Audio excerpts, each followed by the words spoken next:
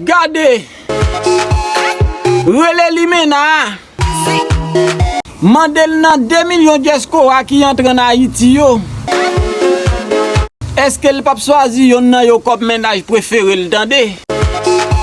Radio 103.5 FM bon volume. Yon Limena nan moment qui remen nèg qui gandirance. Pas perdu temps avec yon nèg k'ap dire 2 minutes souvent tout tande. Descend village dédié.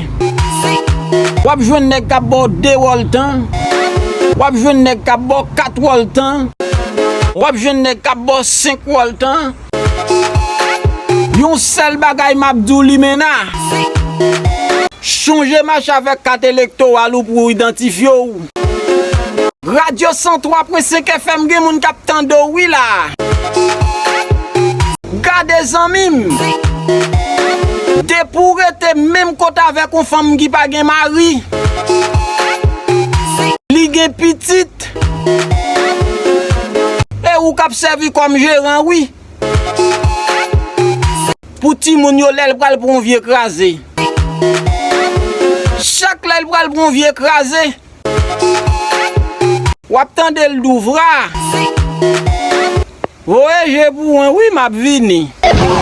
Je ne retourne. Vra. Ouais, j'ai pour un oui m'a vini. Lèl ap retourné. Ou elle gon chasse nan mel. Et des chanteurs parler.